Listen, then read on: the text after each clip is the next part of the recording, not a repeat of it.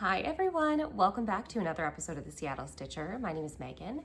You can find me on Instagram as The Seattle Stitcher, or you can email me at theseattlestitcher@gmail.com. As I say, you are all very welcome here.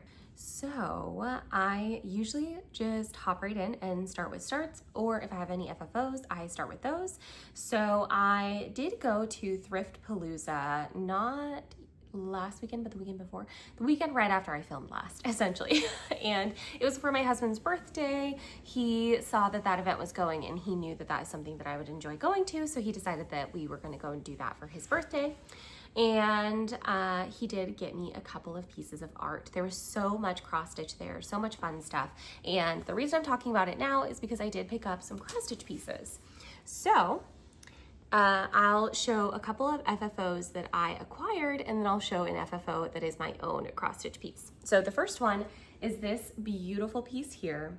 I absolutely love this. I might hang it up in my guest bathroom because I love that it's like kind of nautical, Victorian. I love it. It is absolutely amazing. I actually found the McCall's magazine that this came out of. It was the original cover for the magazine, and the lady who stitched this actually stitched it the year that the magazine came out. And so she put 1946 here to 1956, as in it took her 10 years to finish this. And I was so happy to read that because I loved that it's so, like, we're still the same. She did have it professionally framed. I can tell that it has been professionally framed, but obviously over the past years, it has definitely, you know, declined, unfortunately. I might endeavor to have this reframed and actually take it to a frame shop where they can cut out, very faint here, you can barely see. It says her name. Her name was Ethel, and she stitched this for her mother, Helen, and their last name was Gregory. And so yeah, I have her now stitched piece, which she finished 10 years after she started it, which is very me. Everyone's like, how do you get so much stuff done? But all the whips that I've had finished have taken me like 3 years to finish. So yeah, I love this piece. I thought that was really cool. It came out the summer of 1940. I guess it would be the summer in 1947. So I think she miswrote the date on there, but she stitched it out of that McCall's magazine. I thought that was amazing. I actually got another piece that is hanging up on my wall, so I'll insert photos just because I sprained my ankle really bad and I can't really get up on a chair and grab it. So the piece up here, this one is This one is an embroidery piece, and I did find a few other versions of this online for sale. I will say I got a really good deal on mine because I got this cross stitch piece that I just showed, as well as this one, the set, for 20 bucks. So I felt like that was a really good deal. But this one definitely needs to be reframed. The matting has just kind of aged really funky. It looks like maybe they used some kind of glue or something to place it, but I do love this piece because it also has some of the history on the back. And the back, it says the year she stitched it, which I can't remember. I think it was 1940 something. And it also says that she stitched this on her maternal great-grandmother or her grandmother's apron, linen apron. So she would have stitched this in the 40s, and if it was her grandmother, great-grandmother's linen apron, that would pair it to be like late 1800s to early 1900s, and the apron is very aged. It is dirty and it is so cool to me. I'm really glad and appreciative that it was done in a custom frame because I do think that it has, you know, conserved better over time, but it definitely does need to be reframed. Unfortunately, the matting just has some weird coloring to it. Looks like maybe a tape or some kind of glue was used that wasn't an acid-free, that you know, is just not aging well. So I do want to take that one in and get it reframed as well. And again, I would like for them to save the backing piece that gives the information about the stitch. It also has the woman's name on it who stitched the piece. And I am so glad to have these mixed in my cross stitch stuff now. You know, I'm really excited about them. I absolutely love them. I think they're beautiful. I know that the second one I showed is not a cross stitch, it's an embroidery, but I still love it. It looks like it was one of those iron-on sort of situations, in my opinion. where, you know, you ironed on and you just copy the stitch. And like I said, I was able to do a Google image search and I was able to find a few more finished pieces that were exactly the same. The last piece I picked up at Thrift-a-palooza, which was at the Washington State Fairgrounds, by the way, if you're ever interested or looking to go to the event, is a needlepoint, and she's massive. So this needlepoint I did do some research on and I couldn't find anything that looked identical. I found one other that was the same exact painting, but unfortunately I couldn't find the artist behind the real painting, even in my endeavors there. And the version that I found online as well was not the same. I could tell it was not the same chart. It was very poorly done. And I feel like the one that I got, not only did I get a really good deal on it, but I feel like it's very well done. It does need to be reframed, so I haven't hung this up or anything because it needs a new frame desperately. It's kind of hanging off the back. It's like someone tried to tape it on themselves and it's fallen apart. So I do need to reframe this, but it's so big that I'm gonna have to find a place to buy a frame. Here she is. Isn't this just amazing? It's a woman sitting at like a desk or a study and she's reading a book. And it is just massive. I think you can tell how big this is. I decided her name is Charlotte, like Princess Charlotte, because she looks like a Charlotte. Slay. I just love her. I think that the person who stitched this did a very good job. Even without the glass over the piece, I don't think that it is like aged too poorly. I think that the actual needlepoint itself, it's definitely a wool. I can tell just from feeling it. But I think that it's like, I don't know, it's just very well done. I love the shading in her sleeves, her bodice. Her face is pretty well done too. One thing with needlepoint is the eyes are always kind of funky. I feel like these ones are not bad.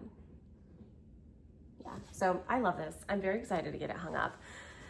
The frame is massive.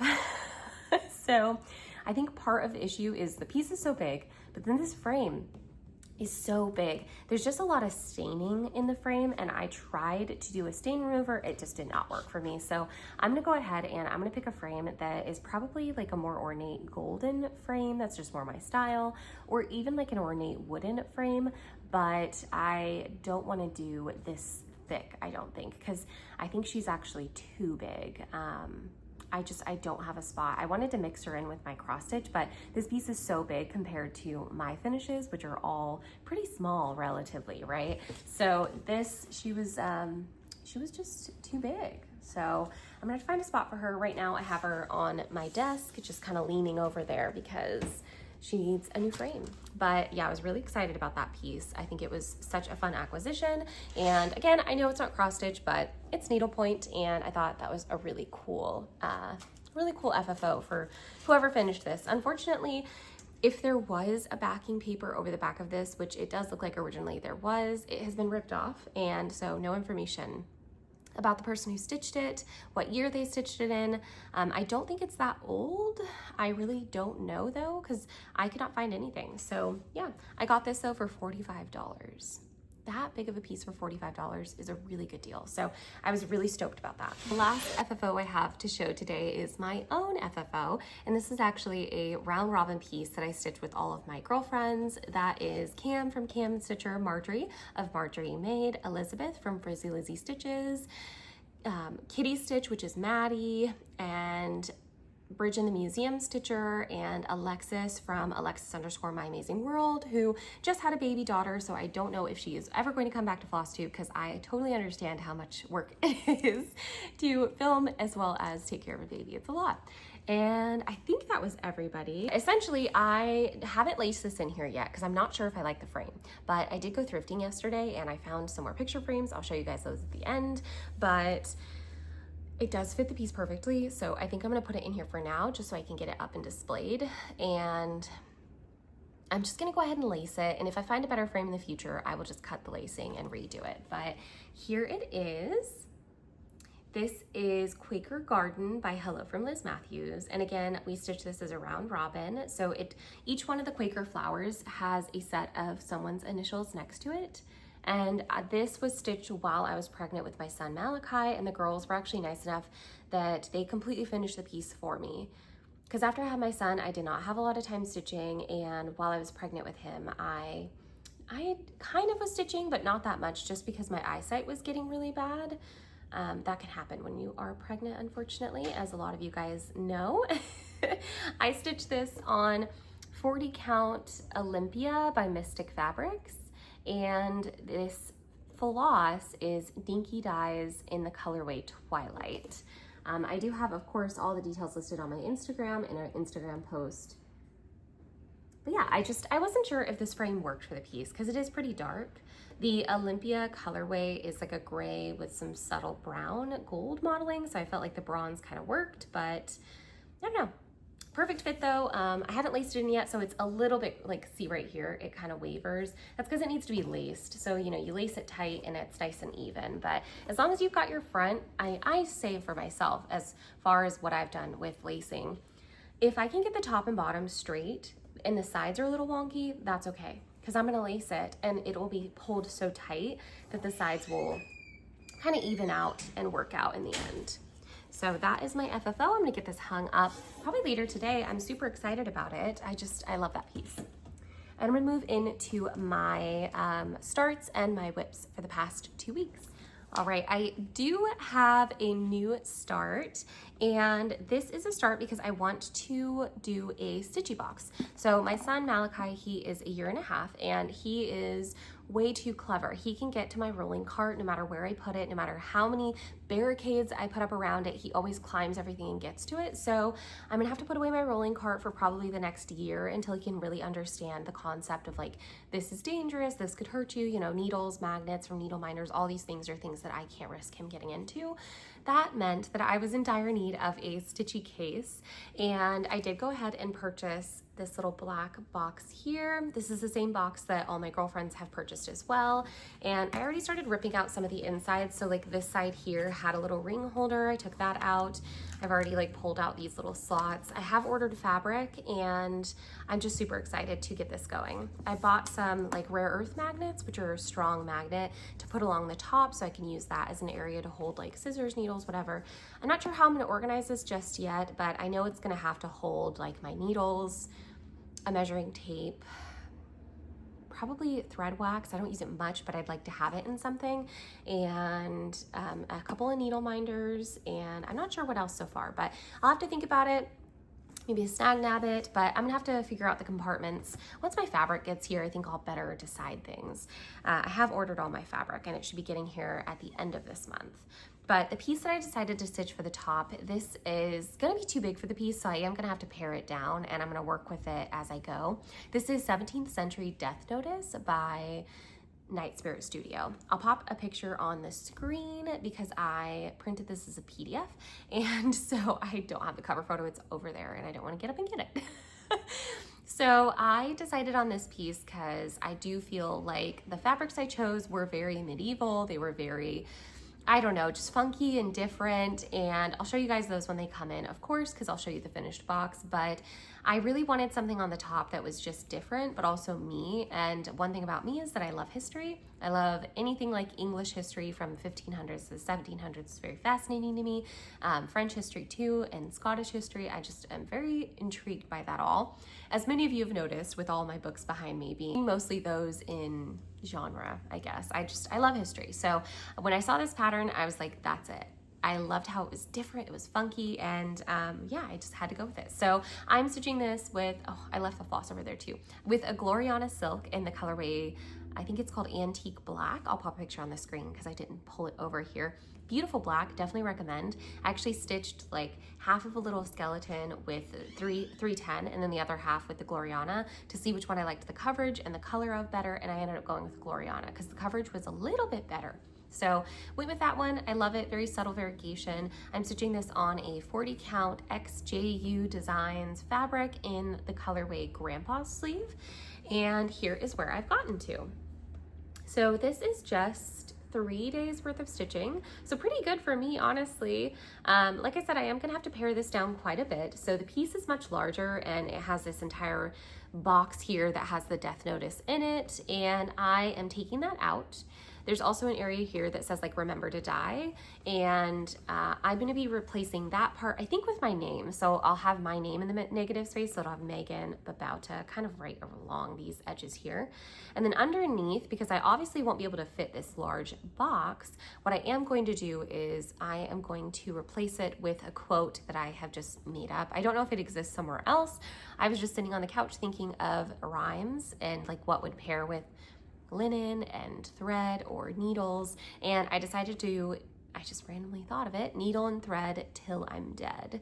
And so it's gonna say that underneath here, and my name will be on it. And I might have to chart this over one, the needle and thread till I'm dead, but regardless, I'm gonna make it fit. It's gonna fit nicely on the top of my box, as you can see. And I might have to, there's a man this way and a skeleton this way. I might have to cut off like half of their bodies. I'm not sure yet. I'm just gonna stitch until I kind of run out of space for the surface area of the box. So we'll see how it goes. That was my one and only start, and then I just have a few whips that I worked on. I ended up spraining my ankle really bad, and then my husband and my son both got super sick, and so it was just kind of like a hectic time for the past 2 weeks, and I didn't do that much stitching. But when I was stitching, I felt like it was also very hectic. I was pulling stuff out, putting it away, pulling stuff out, putting it away. And so we're all over the place here, okay? I'm sorry. I did a terrible job focusing on anything for the past 2 weeks.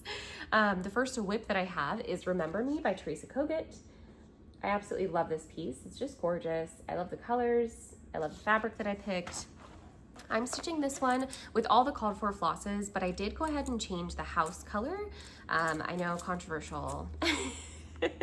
I did decide to go ahead and change the house to House of Mirrors and Serenade. And I will say Serenade, which both of these are a color in cotton. Serenade, though, specifically is a special edition color. It is just a soft, light, icy blue, not really any variegation to it. So, I mean, there is, but not much. So if you are looking to stitch something in a similar vein, I do think you could find a DMC that would match both of these. Yeah, love these colors though. And I love color and cottons. They are my favorite over dyed. I'm stitching this piece 2/2 on 32 count Jackson Fabric Arts in the colorway London Fog. I always give this disclaimer though, but I was gonna say designer, the dyer behind Jackson Fabric Arts, she actually let me know that she changed her base to the Zweigart just linen base, and it's dyeing up differently now than it did when I purchased this piece. So if you buy some London Fog, it might look a little different than mine. I'm sure it's still fabulous, but I can't guarantee it's gonna look like my piece of London Fog. So I should have a picture of where I was before. Hopefully I've already popped that on the screen. And I didn't do very much. Like I said, I just kind of was all over the place. I pulled this one out though, and I decided I just wanted to focus more on the house. And so, of course, I even left a hanging thread and my needles in there. I did some more of the roof line, a little bit more in the door there. And then I think I did like 2 lengths of the dark blue, the House of Mirrors color, because I wanted to finish the house, but then I didn't feel like working on this. I think, as you can tell from my attire, it is just so gray and rainy out. It's been terrible weather. We're gonna go to a Chamorro festival actually right when my husband gets back home from the gym. And so we'll get there by like 10 in the morning, but it's just gonna be dumping down rain. So I'm dressed for cold weather. And this piece is so cheerful. I don't know, it wasn't hooking me in this time, but I do still love it. I love the way the house looks on the fabric, because the fabric obviously has a lot of blue modeling, and I think it really pops. I also think there's gonna be, you know, these 3 large pink flowers next to the house here, and I think that's gonna be a bright pop of color as well. And so I do think it'll work. I'll fill in the green on that large tree that's across from the house on the fence line there as well, and that's gonna be a lot of green. So yeah, I really like how it's turning out. I love the 2/2 on 32 count as well. It's just kind of a fun switch up every once in a while. It's not something I do often, but I do like it for certain pieces.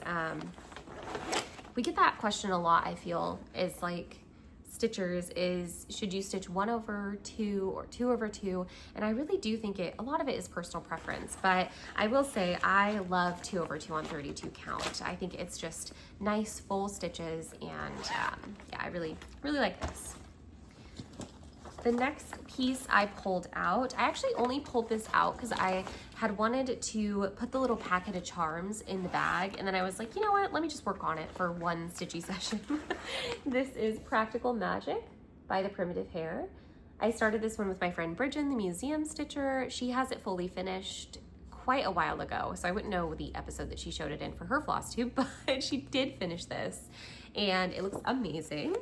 I really want to get to kicking on this one. I don't have any goals on it for the year, but I would like to get a bit further this fall, winter. But since I was putting that little charm pack in there, I decided to just pull it right back out. I don't know if I have a before picture. I'm using all the called for this, even the called for fabric. And I got most of this P done, and then I started the R there, so that is it. I mean, not much more progress, but I love this piece. I don't even know if I would just hang this up for Halloween. I think because I love Practical Magic so much, I would probably leave it out all year round. Now that I look at it too, I want to pull it out so bad. It's funny because to me, this didn't look like the cover photo. The cover photo looks more like a blackish color. It doesn't look so green. But now I kind of love it because it looks like vine work, which reminds me of the rose bush. And if you've seen the movie, you'll understand that reference. But yeah, really love this. I want to get it pulled out. I want to work on it and get this one as a finish sometime soon. But I've got all these goals and this wasn't one of them. So maybe next year. The next piece I pulled out, I actually pulled this one out for the longest. I think I have a picture of where I was before, but this piece is from the book Creepy Cross Stitch. My husband Daniel, I showed him this pattern and then he bought me the book and it got to me a couple days later because he also loves this kind of style of stitching and decor. So this is the piece that we both just fell in love with. It's called Lover's Graves. I loved her oval frame. I was like obsessed with this frame. I love everything about it. And I really wanted a frame to finish this in, and I was actually able to thrift a frame, which is so shocking. I couldn't believe it. It was a mirror, and it looks like it might have been a picture frame at some point, and then someone just put a mirror in it. So I took the mirror out, but how perfect is that? So I'm gonna stitch it and put it in this frame. I wanted to show you guys the frame though. I'm stitching this 1/2 on 40 count Finian by Seraphim Fabrics. And I am doing a full color conversion for this, so I'll pop that on the screen. I also have it listed on Instagram if you are interested. And here is where I've gotten to. I just love this piece. It's gorgeous. I love how the color and cottons are working up as well because that grass is all one color. I cannot believe it. That is just one shade of green. I think it is the best grass color I've ever used. I want to grab a couple more skeins because I do have some other pieces that have a large like swath of grass, and I thought it was really cool because the pattern calls for several shades of DMC, and this made it to where I didn't need to use anything but this one. And so I kind of have just been doing little blobs as I go. I'm not stitching in a line, and that made it look like it was these different shades in the grass, and I just love it. But yeah, I have started the other tree. I got both of the gravestones in. This says Together Forever. I did get all of that stitching in as well. Not that you can see it very well. It's so dark. I'm so sorry. And then I pulled over some of the grass as well, I do believe. But yeah, I love this piece. It's gonna fit really, really well into my frame. And I do wanna get this one as a finish this year. So I'm probably at about 50%, if not very close to it. So I think it's very possible. I was gonna, yeah, like I said, I was gonna pull this one out and focus on it and just stitch on it till it was a finish, but I think I was starting to feel burnt out and then everything else happened. So I ended up putting it away just to get it like up off of my stitchy area, and then I never pulled it back out. But I'll see what happens in the next couple weeks, or even in the fall winter time if I get that one finished. I do think that I worked on my fanciful sampler, but I don't think very much. Typically I always show you guys everything, but I think I already mentioned how I sprained my ankle really bad. It's still really sore, and I ended up going to the hospital. They gave me crutches and like a air brace for it, which is a hard like brace, almost like a cast, but it can come on and off, so that's nice. So I don't want to get up and go grab it. But I do kind of post photos of that one on Instagram, not a ton, but I think I have my post from when I went to the pool a couple of weeks ago, and so I'll just pop that on the screen. But I did go ahead and pull out Fanciful Sampler, and I think I worked on it just a little bit. I don't have a up-to-date photo, but I can show you guys that next time. And then the last thing is just, I guess, plans. So next month for July, I am gonna do this fun little challenge. So I was talking with the girls and we were like, you know, just chatting, and then we were thinking like, well, what if we only had one bag of cross stitch? You know, what if we only had this one bag of cross stitch? And then I was like a desert island stitch, you know, like you got stranded, you only had your one bag of stuff, and those were all the whips you had, and you had nothing else. And so we kind of have been having fun planning like a little desert island cross stitch challenge to ourselves. All of my desert island stitches inside of this basket, and I am super excited about it. I have a new start, which is a pattern from Cam the Stitcher, and so I will be working that one up, and I'll talk about it when I'm finished, because I think that one's going to be a SAF, but I'm not really sure. I haven't started it just yet. The next one is going to be the 17th Century Death Notice, which I showed you guys in this video as a start. I want to finish that one by the end of next month because I want to get it fully finished on the front of my Stitchy Box. And I'm hoping that next month I will be able to maybe do a video about how I make the Stitchy Box in general, but we'll see. It kind of depends on how nap times go. And then I am going to focus on the Fanciful Sampler, which is the piece that I always have in my purse. And I bring it to the pool with me, I take it in the car with me. It's like my out of the house stitching. And the last piece that I want to focus on is White Winter Moth. And the reason I want to focus on this one is that Beck from Beck Stitches Everything and Amy of the Thread Gremlins, we are all going to be finishing this one together. So originally I did actually start this with Cam from Cam the Stitcher, and she has blown me out of the water. She finished hers. It looks amazing. I really love this piece. I love everything about it. But that moth in the middle is a killer. So when Amy, she said that she had this one kitted up but not started yet, we were like, okay, well, take a couple of months, get some of that moth done. Trust me, you're gonna wanna get it out of the way. But Rebecca from Beck Stitches Everything, she has, I think, a pretty good start on this. I think she's further along than I am. But I'm gonna focus on this one and getting half of the moth done at least, so that then when we start our little sal together to finish it together, which I segmented it off, I'll pop a picture on the screen of the segments. So it should take like 6 months worth of stitching, which is reasonable amount of stitching because it's not huge chunks that I picked to do. But the moth is the killer, and I put that one in 1 month because I figured, you know what, we can take the little bit of time now to get some of the moth done. I have half of the moth almost done, but I'm gonna try to get a good chunk of that done next month. We'll see how far I get. But those are my desert island stitches, and that means that I can't pull anything else out. I might be doing a model stitch, I'm not really sure, and so with that I will of course allow myself to pull the stuff that I need for that. But besides that, that is my little desert island challenge. I did make a graphic for it. I love to go on Canva and just have a blank page and just layer a ton of different things on it.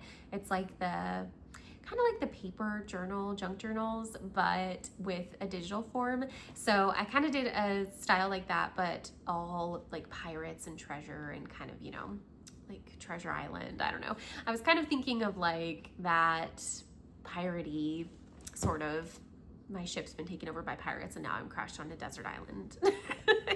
So here is my little clip art, which I'm going to use in my Notion, and then here is a blank sheet that I'm also going to use just for fun on my Instagram. So I do have these posted on Instagram if you wanted to snag them yourself and use them for your Canva, or sorry, not Canva, for your Notion, or if you wanted to just use them to post on Instagram and make your own little list.